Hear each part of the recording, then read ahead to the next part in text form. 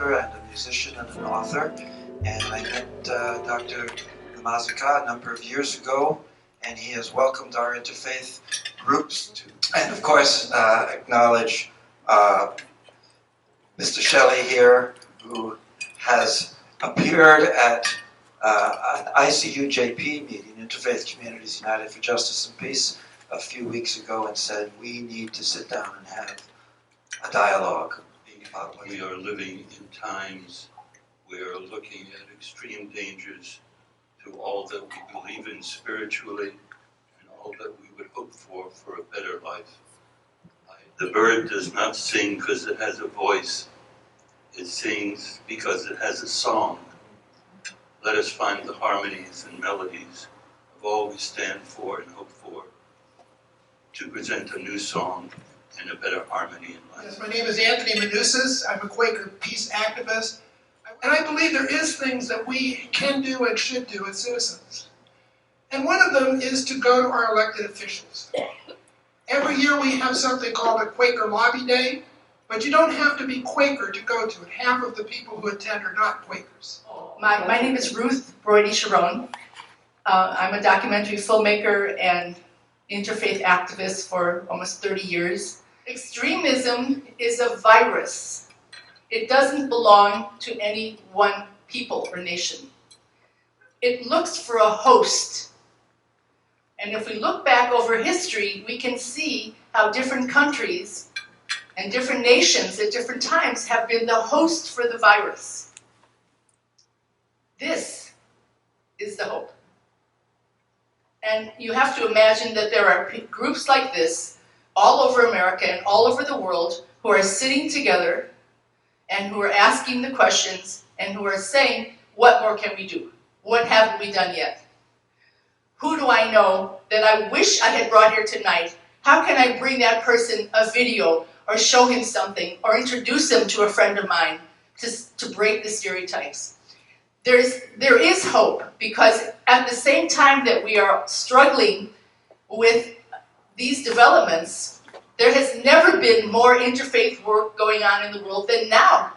Father Alexei. Thank you, Ruth. I'd like to just continue with that thought, because of you, that I think the hope is in all of us. And we have to be beacons of hope. And you deal with the people who only want to kill or blow themselves up by not letting them win, by keeping that hope alive. And from a Christian point of view, that's what I think exactly what we need to do. We have to start living our sacred texts, whatever those sacred texts might be. This is an evening to bring the Muslim voice into clarity that this is not a Muslim issue. This is a separate part of a fanatical tribe or element that probably has totally misunderstood the Quran as my limited understanding of it is. So let me go. Henry Ford said, if you want to stop wars, show me who is making money off of wars, and I will show you how to stop wars. So my viewpoint on this for your consideration is, war is an industry, people. I do not have the credentials of the spiritual groups that have here represented us, who I have deep respect for, but I know a little bit about industry. If you want to stop wars, you have to stop war profiteering. There would be no wars, in my personal opinion, as a merchant at the foot of the temple steps, if I may suggest, if there were not profiteering. It is all about money. The top 5 grossing, money-making munitions factories, arms suppliers in the world. One of them is Grumman Northrop. You know the other 5 or other 4. I will just leave you on that subject. Their income last year was $365 billion. Now, our enemy is not misguided people who misinterpret a religious text. Our enemy is people that are selling arms to both sides. There is no chosen moral side in the arms race. We have a few problems in our country. One, we don't have a decent media. Two, we have politicians for sale. All of them. My name is Esty Chandler, and I am the Los Angeles organizer for Jewish Voice for Peace, and I am the producer and co-host of Middle East in Focus on KPFK. But there's also another power that we as individuals have in modern society, and sadly, until we can move to publicly funded elections and get the money out of the system, which would solve so many problems, we have the power of our dollar that we spend every day. And if we look at the companies that are the weapons manufacturers, that this is a for-profit industry. You know, the military-industrial complex is real. It's a financial system based on creating weapons. And if you're creating weapons, you need to use them so that you can order more. And that is, you know, why wars get created. And I think if you look at these weapon manufacturing companies, we'll find out that they also own many, many other kinds of businesses and corporations, and that we are actually feeding it by buying things from those companies. And so us as consumers, we have a vote every year, and we have our money that we spend every day in knowing what we're buying and who we're buying it from. Are you buying your groceries from a big corporation that has ties to things you might not believe in, whether they're bad for the environment or they're bad for because they create weapons, or are you buying them from at the farmer's market from the people who grow them?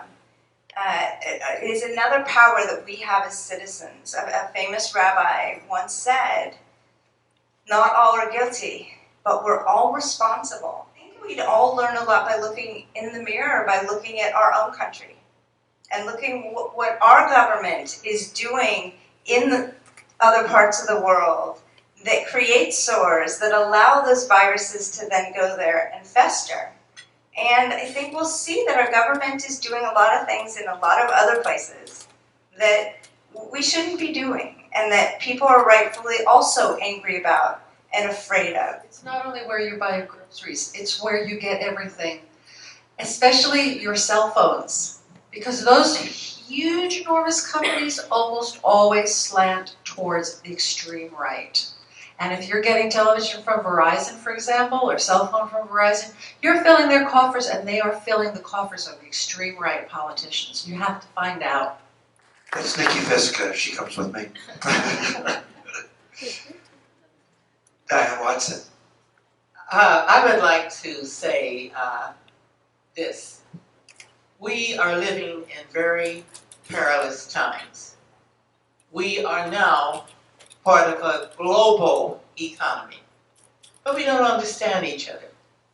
You see, we have no idea in many countries, and particularly countries that are far removed from the West, why are we being attacked by ISIS, ISIL, these individual attacks, is because they see us as tied into capitalism, material things, and ourselves.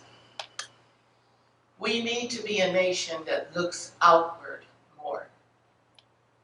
And we have people, 346 people sitting in the House and 100 sitting in our Senate. And each one of you determines who's going to go and represent you. So don't say that we speak and we do this, that, and the other. We only do it at your direction, because if you don't like what I'm saying, you don't vote for me. If we were to, by some delusional thinking, that we could win the minds of people with the ideology by bombing them, we're going in the wrong direction. If we think that all Muslims come to this country to do us harm, we are going in the wrong direction.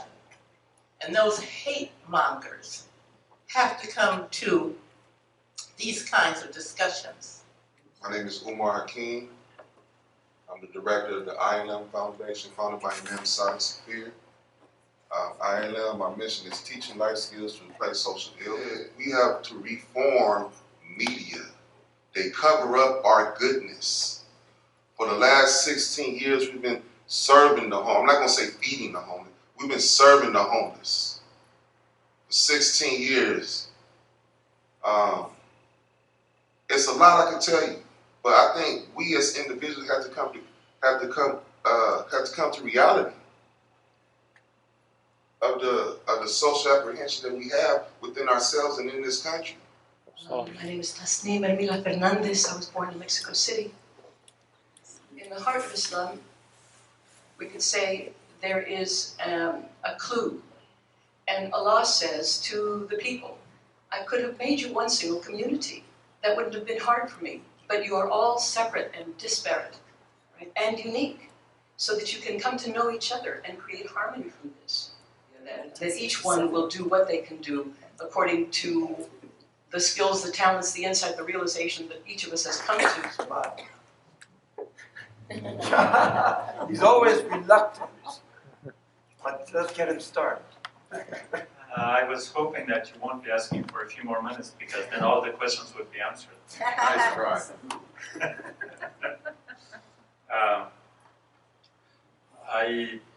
I don't know, but I think if you can, the two questions that I figured out were not probably answered were question number 6 and 10. The number 6 is, how do you deal with people who are mired in the blind quest to kill and be killed? And number 10 says, where is the hope? I think if I allow myself to be guilty of cultural relativism, I assume number 6 was referring to those others who kill themselves. And number 10 referred to us who need to have a hope. And so if we climb beyond the wall of cultural relativism, we understand that political violence, that is often referred to as terrorism, even the term terrorism is usually applied to the other and not to us. So if we use an analogy from the legal system, where a crime is defined by what happens to the victim, not but by the perpetrator. It doesn't matter who does it to you. It's the victim, the victimization, and the victim's experience that defines something as murder, as a crime, as whatever you may call it. Once you apply that to the victims of terrorism, then we find out that 9 out of 10 acts of political violence that we could very justifiably call terrorism are committed by state terrorists. 1/10 is committed by the non-state terrorists. So yes, we see the beheading by ISIS over there, but we do not see a lot of the other beheadings, like in Guantanamo, like in Abu Ghraib, like in Bagram, like in the numerous other sites that were kind of agreed upon by our government, along with several others, to take people and interrogate them and torture them by means that were not seen since the Spanish Inquisition 500 years ago. And I'm talking about waterboarding. We were calling that other side the evil empire because they were using torture and we were not. And we ended up doing it more than they do. So if we use that criteria of political violence being inflicting upon innocent people, which is 1 out of 10 by the non-state terrorists, and 9 times out of 10 by states that have a flag, that have a seat in the United Nations, that consider themselves civilized and democratic and all that. These are the ones who have turned cities like Homs to another Dresden in the 21st century. Just Google the picture.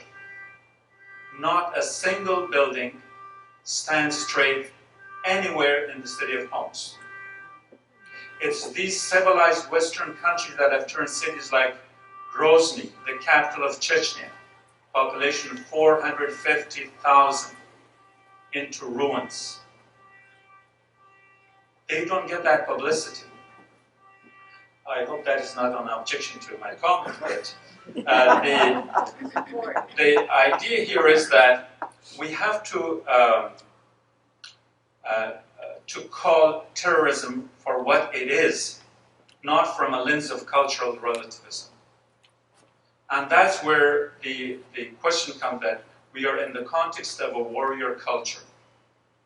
And the warrior culture has the means and the media to portray and present its own side through a totally different lens than that of the other.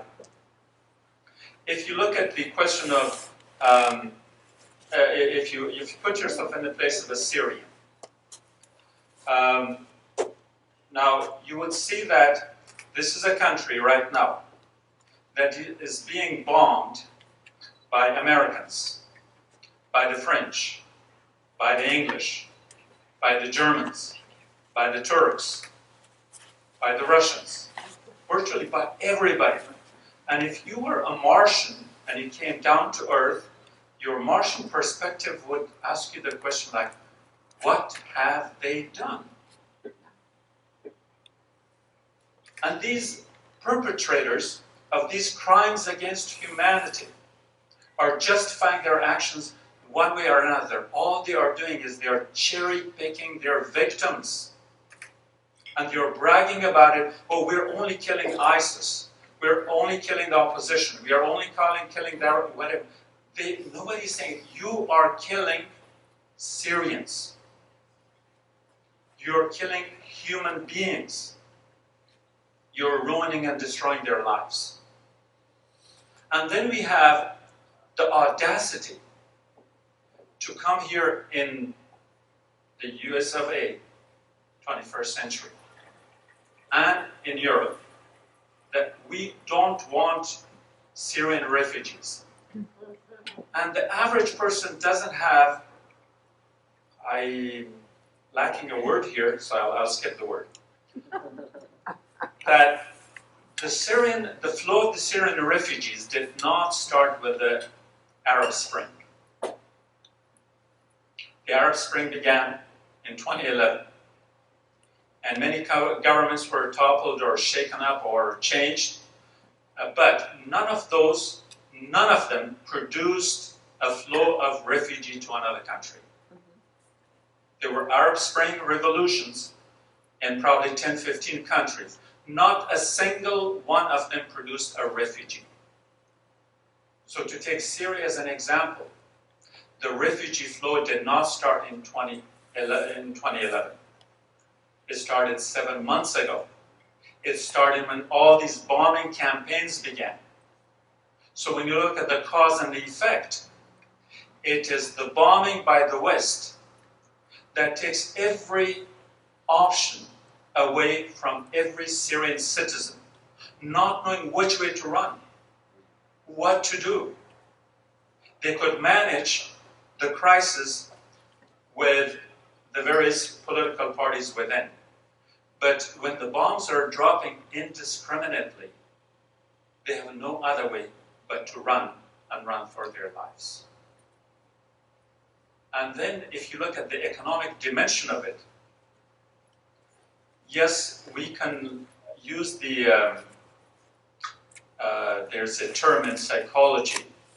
It is called reverse altruism. The reverse altruism is that you help someone because you think they are going to help you. You don't help those who don't appear to have the potential of helping you. To leave the theoretical part of it, think about it this way. If a government like that of Germany or the United States had to produce one citizen, let's say for the sake of argument, age 25, you know how much the cost of a well-educated, well-trained, citizen is? Just for the sake of argument, about $1 million. The education, the health, the welfare, the infrastructure, the hospitals, the freeways, all these things, the schools that we build, take that cost divided by each citizen. So if a trained citizen at the age of 25 is going to cost you about $1 million a person, the German government is very, very smart. Every Syrian doctor, every Syrian engineer, every Syrian architect, these are skilled people. They become an asset to these new countries, and they get them for free.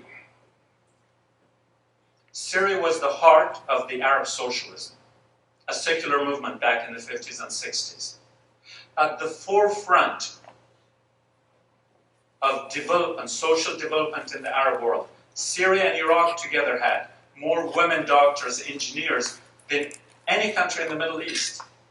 So from those other countries that have, for lack of a better term, let me speak bluntly, those countries from which we can get the oil, we steal that resource from them. And Syria doesn't have oil, so we take their human resources in exactly the same way. We smoke them out. We bomb them down. We take the alternative away from them, so where do they go? They come right here to Europe. And on top of it, thinking about this religious tension, citizenship in Germany is incentivized. Citizenship of the country of Germany is incentivized by your conversion to Christianity. We have tons of pictures of Muslims from Afghanistan and elsewhere who are running to churches to convert, because that is a big plus in becoming a German citizen. Once you become German citizen, all your problems are over. And we are talking about Islamic fanaticism. Is that a requirement?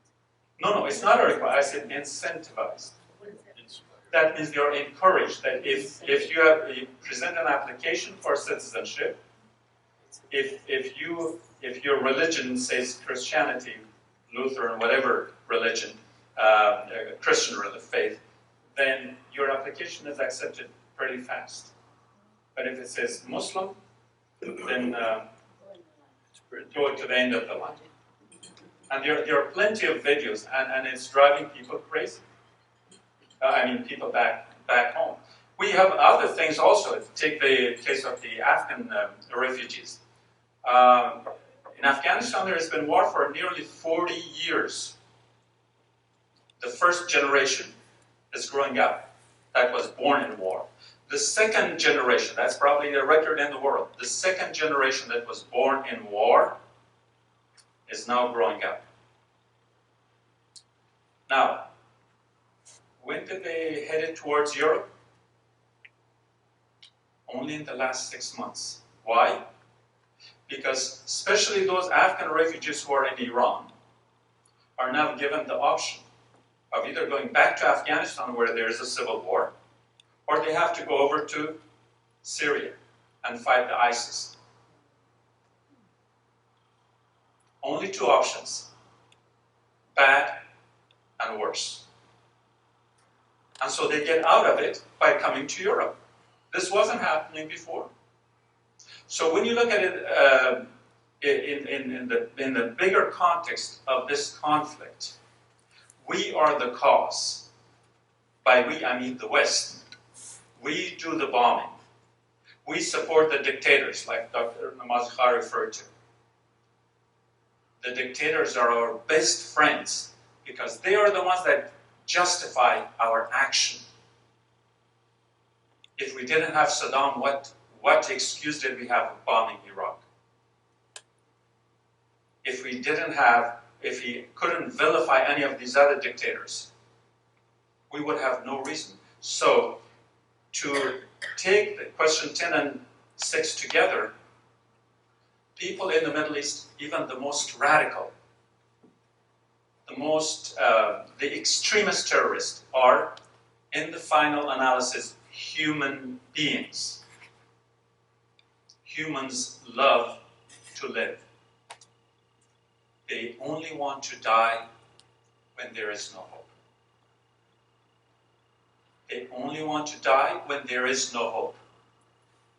When Iraq was messed up, mothers put their children to bed, scaring them, go to sleep, because democracy might be at the gate. And democracy often came, knocking down the doors and doing a lot of other things that some of you must have heard, I'm sure. So what we need to do is take away this veil of cultural relativism. Their world and our world is not a different world. It's one world. We have more power. If we change things here, our change can be more effective. They don't have much power to change. Yes, we can give them weapons, they can shoot each other, whatever, but we have to do a change here. And the change I'm recommending, ready or not, we need a revolution. Here in the United States, we need a revolution. I'm not prescribing. It's been already prescribed to all of us by none other than Thomas Jefferson. Read the Declaration of Independence. It says, when your democracy, when your government is hijacked, you have every right to overthrow it. Our system has been hijacked by the war profiteers. Okay? They are the ones for whom these wars are being fought. It does not benefit any one of us. It does not benefit any one of us.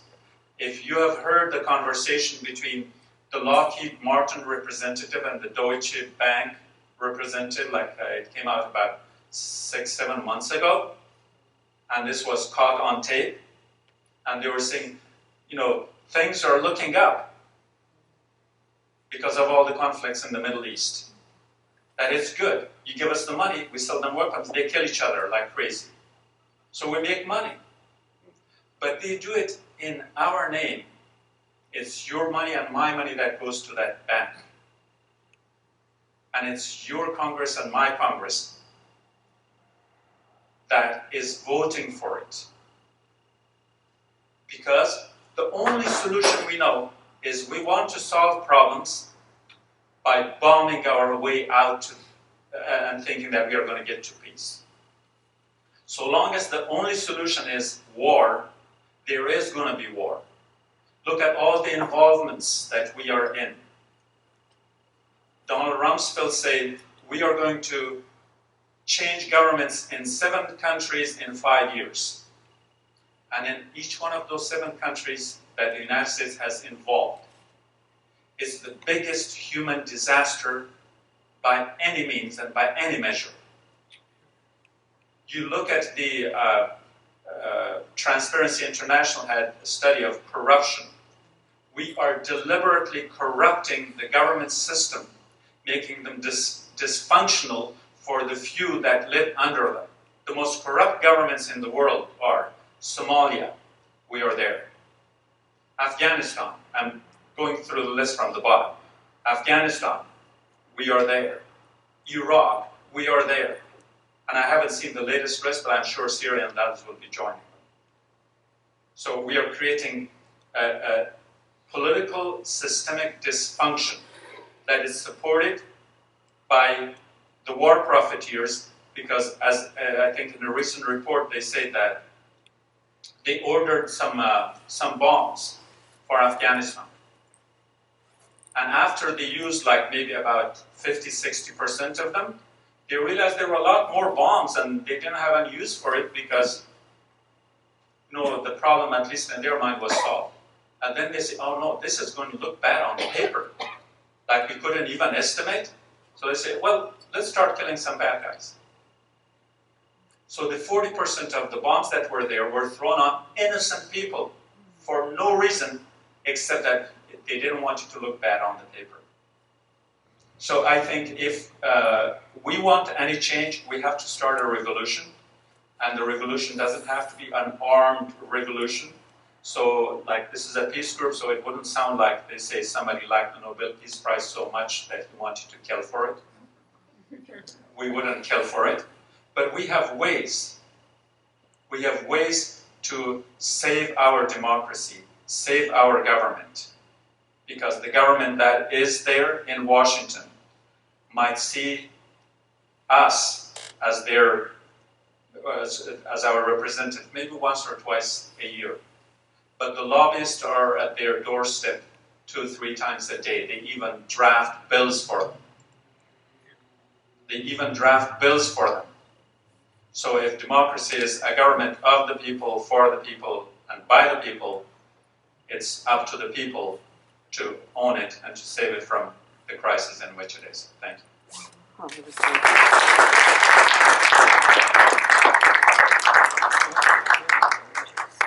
We could learn from this civilized group how to be how to become civilized. Civilized means living together in harmony, means caring for each other, loving each other, means feeling that we have to do that because we depend on each other, as was done at the beginning of the European Union. There was the so-called Dayton Accords, D-A-Y-T-O-N Accords in Ohio. There was a place like a hotel, and people were invited, both the Serbians and the Bosnians, Christian and Muslim, with the supervision of others on the table, round table, meeting together, living together for days at a time until an accord was reached. And since then, they have been very, very peaceful, living as neighbors. So the way to become civilized is to learn how to live as a community. My name is Reverend Leland Stewart. I've been around for quite a while. Came to California in 1955, and I'm very much interested in interfaith interaction. I agree with Zaman that we need a revolution. We need to, for one thing, take the people back from the corporations so we can have a democracy right now that's being undermined by Citizens United and whatever else happened from that. The revolutionary new weapon is information. And we are being denied information, we are misinformed, and more than one person in this group has commented that we are basically at the victimization of war profiteers.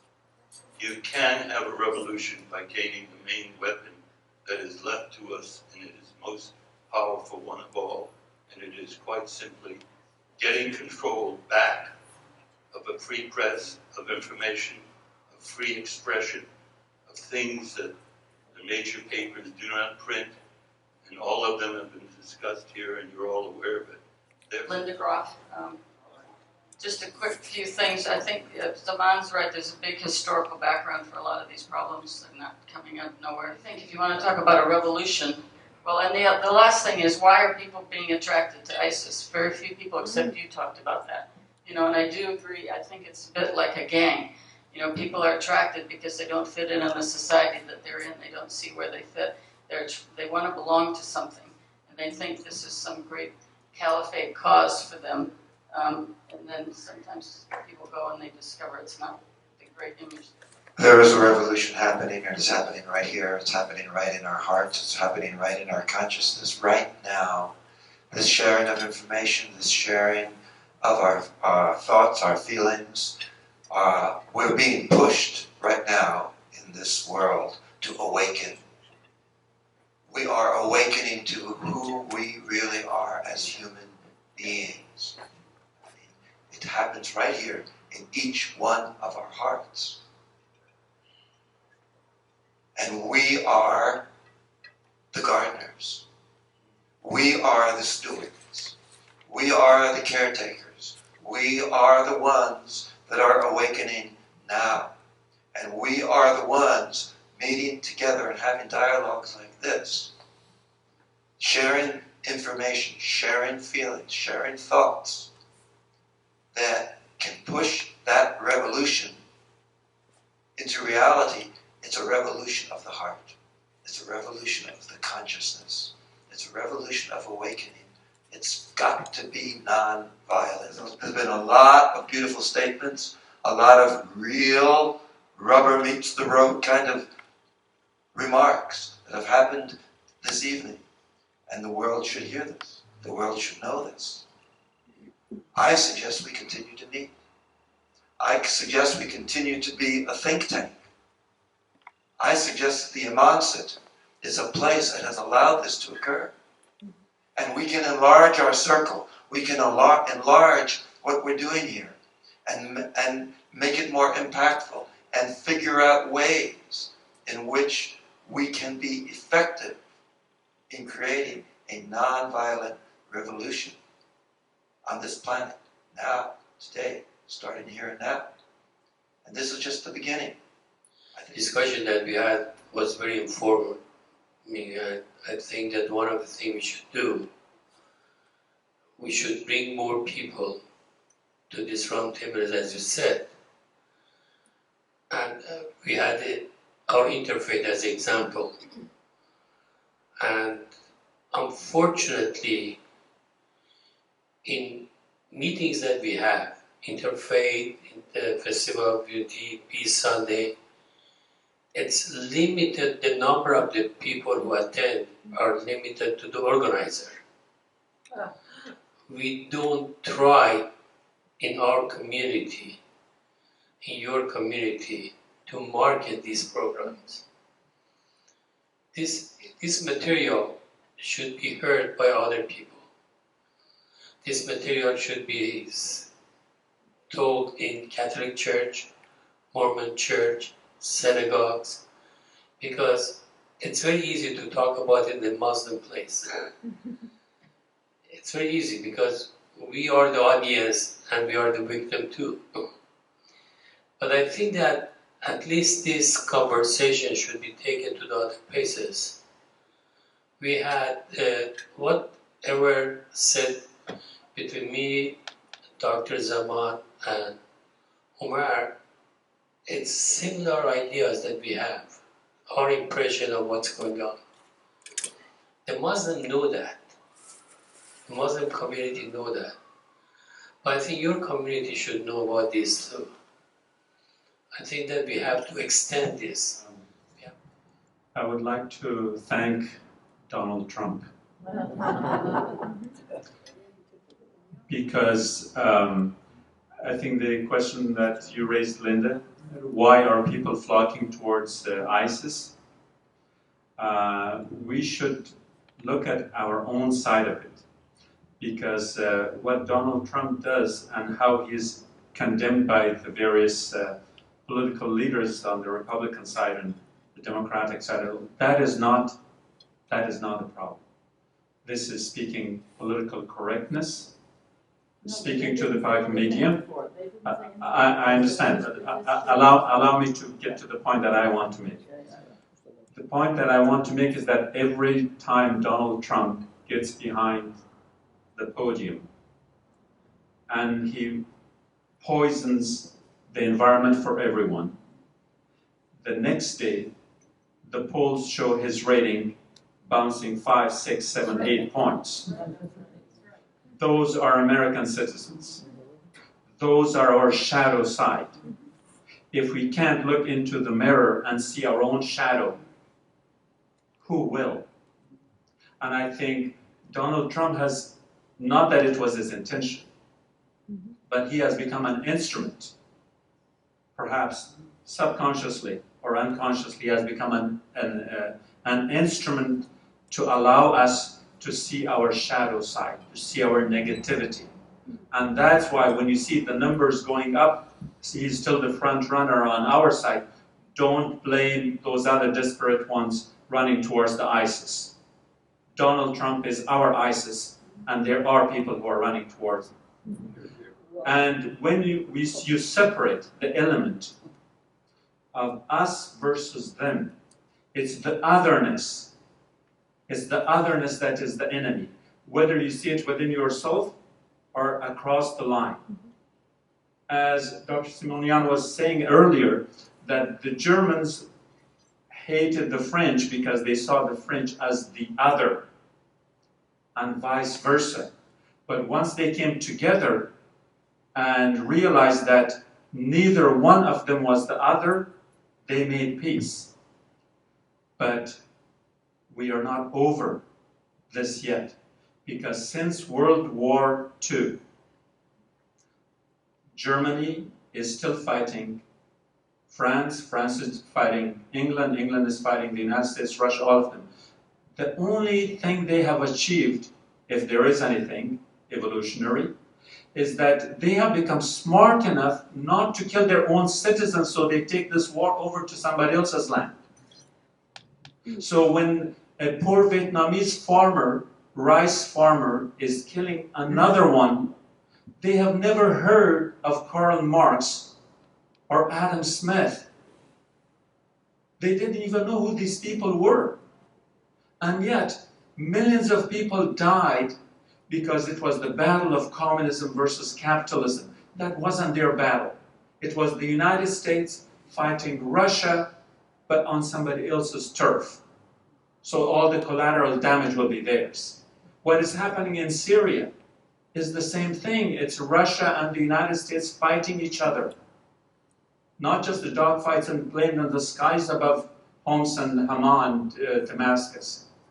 It's on the ground too. The reason these wars are going on is because we have not realized that there is no other.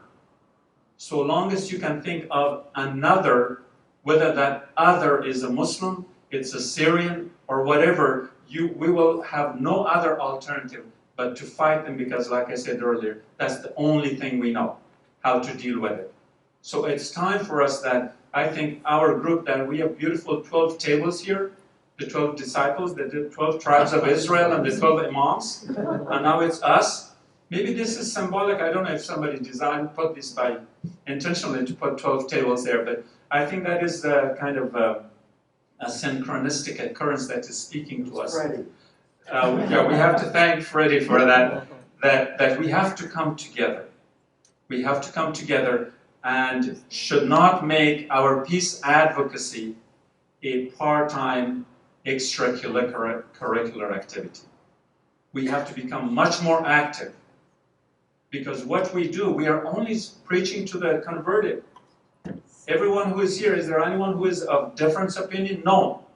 We are preaching to the converted. We have to go beyond this. We have to break this shell. We have to find the other and make the other one of us. And that requires peace activism. Peace advocacy is not going to do it anymore, because Donald Trump's troops are getting their momentum. So we have to counterbalance. So let's hope that in this holiday season, we can get together and erase the lines between and among our othernesses, so we can all become brothers and sisters in humanity. Thank you. Thank you. Well, we do need to talk to each other, because the speaking or singing in the choir is important. So I think what we have to do when you talk about revolution, I think where we have to start with, on the top end of it, is the bankers. We have to regulate the banks. We have to regulate the banks in this country. We have to break up the banks. We have to break up all the big banks. We have to regulate the international banks. We have to put regulations on them. And how do you do that when the bankers are the same people that are the people who are making the laws? If the bankers are the same people who are paying politicians to do their bidding. And 90% of all the elections in the United States are won by the person who spends the most money.